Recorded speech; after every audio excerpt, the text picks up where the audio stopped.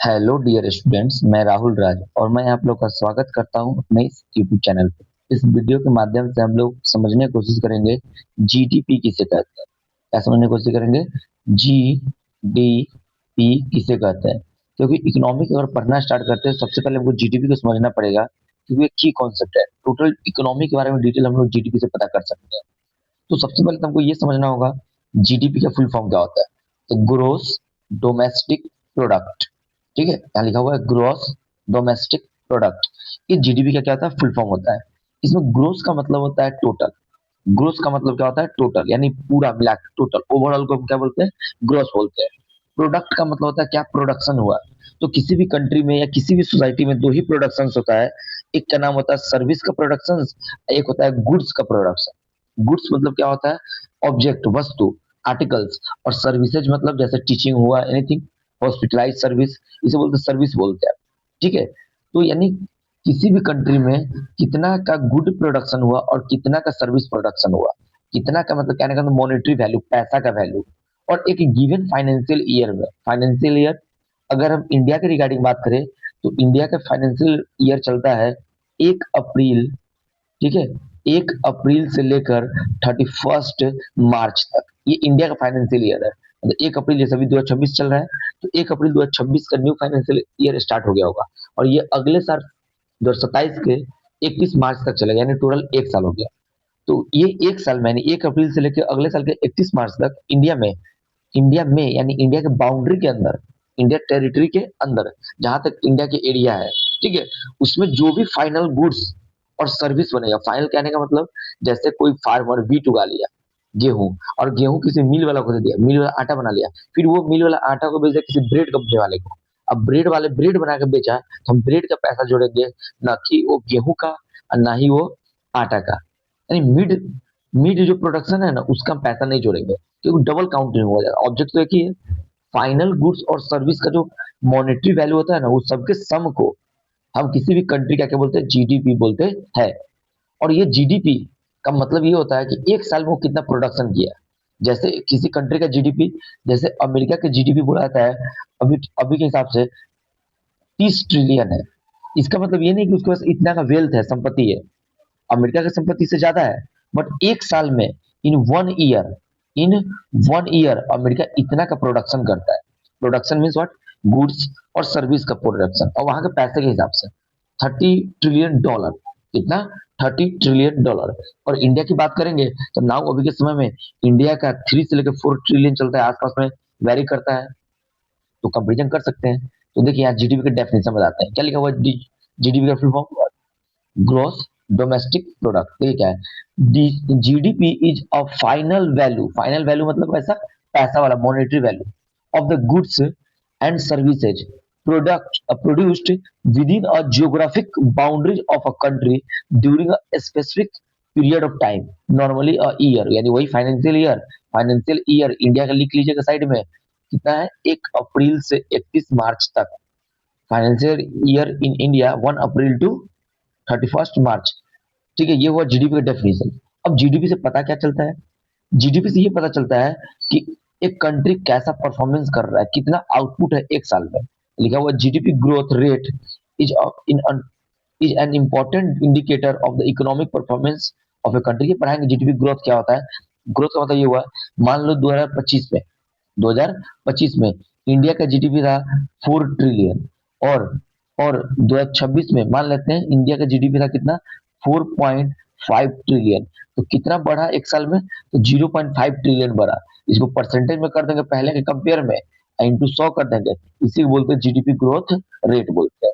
ठीक है, तो यहाँ से आई होप जीडीपी का डेफिनेशन समझ गए हो। फिर से बताते हैं जीडीपी का डेफिनेशन क्या होता है।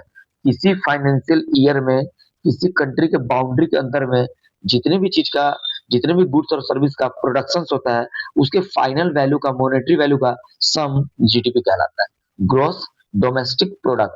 डोमेस्टिक मतलब होता है घर, ग्रोस मीन्स होता है टोटल, अब प्रोडक्ट मतलब जो प्रोडक्ट हुआ। ठीक है, ये रहा जीडीपी का डेफिनेशन। याद रखेंगे एक चीज, यहाँ सबसे इंपॉर्टेंट चीज आपको बता रहे हैं, क्या जीडीपी किसी कंट्री का वेल्थ है? क्या जीडीपी किसी कंट्री का वेल्थ है, संपत्ति है? आपका जवाब होगा नहीं, वो किसी भी कंट्री का संपत्ति नहीं है। सिंपल कहने का मतलब वो एक साल में कितना का कमाई हुआ कंट्री का, प्रोडक्शन हुआ। ठीक है, उसे हम लोग बोलते हैं जीडीपी, याद रखेंगे। तो लिखा हुआ है, क्वेश्चन है क्या, is GDP is the wealth of a country? No, GDP is not the wealth of a country. GDP मतलब gross domestic product, measure the total value of goods and service produced in a year and in a flow, while wealth represent the total accumulated assets such as the natural resource, एक साल में कितना development हुआ, infrastructure कितना development हुआ, saving and stock market में कितना development हुआ। ठीक है, याद रखेंगे, ये वेल्थ नहीं है, while wealth is in the bank account, wealth नहीं है, याद रखेंगे। ठीक है, तो GDP is not a wealth of country, it is the 1 year production of a country.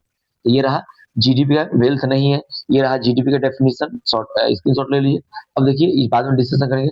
अब how we count the GDP, how we count the GDP, the topic है global thumbnail छोड़िए।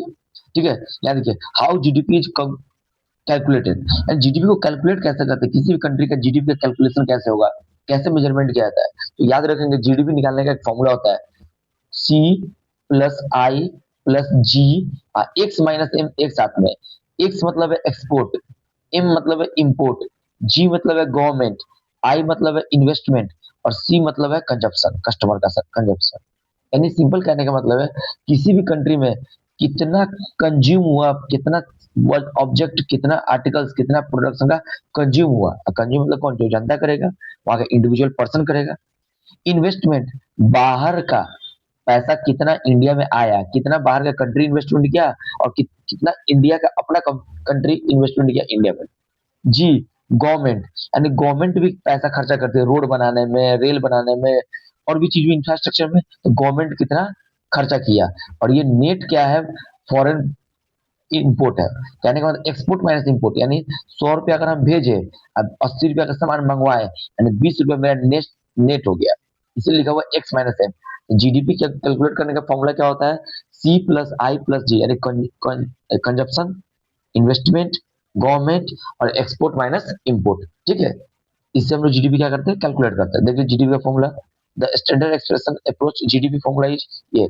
अब लिखिए जाए, टॉपिक डालिए, हाउ जीडीपी इज कैलकुलेटेड। ये formula है GDP का। अब देखिए, सबका मतलब बताया गया हुआ, देखिए यहाँ पर सी का मतलब क्या होता है, देखिए यहाँ क्लियरली दिख रहा है सी का मतलब क्या हुआ। देखिए, सी का मतलब लिखा हुआ है कंजप्शन, हाउस होल्ड स्पेंडिंग, मतलब कितना रुपए घर में खर्चा हो रहा है। जैसे सबसे बड़ा कंपोनेंट यही है, किसी भी कंट्री में सबसे ज्यादा खर्चा।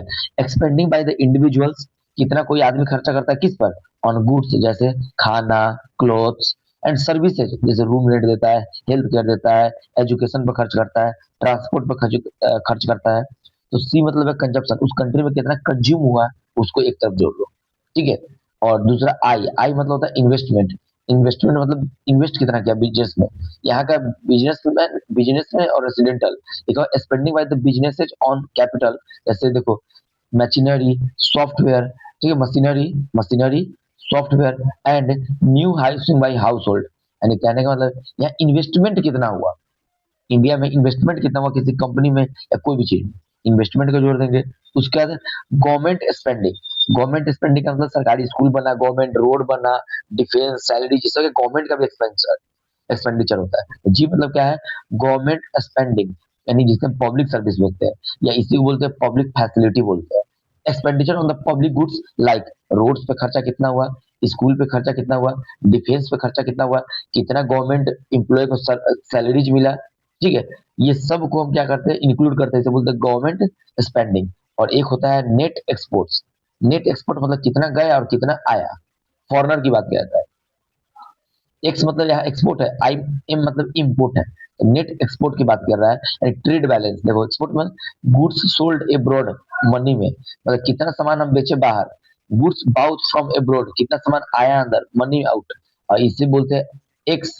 और सेपरेट कर देंगे एम को, यानी कितना गया और कितना आया, ये दोनों को मेन करके इसको जोड़ देंगे। यानी जीडीपी का मतलब समझ गए होंगे। जीडीपी को कैसे मेजरमेंट करते हैं, यहाँ देखिए जीडीपी को कैसे मेजरमेंट करते हैं, कंज्यूमर्स का कंजप्शन, बिजनेसमैन का इन्वेस्टमेंट, गवर्नमेंट का स्पेंडिंग, और नेट एक्सपोर्ट इंपोर्ट हम क्या कर लेते हैं, जोड़ देते हैं। तो किसी भी कंट्री का क्या निकलता है, जीडीपी निकल जाता है। ठीक है, जीडीपी निकल जाता है। इसको भी स्क्रीनशॉट ले लीजिए। चलिए आगे देखते हैं, वही चीज है, व्हाट देखिए यहाँ पे वही चीज लिखा हुआ है, what is GDP composed of, क्या क्या जो है consumption, C spending by the household on goods and service, जैसे food, rent, health care, investment, company में कितना इन्वेस्टमेंट हो रहा है, business spending on the capital goods, new housing मतलब नया घर बनाना, आप बनाए चाहे सरकार बनाए, ठीक है।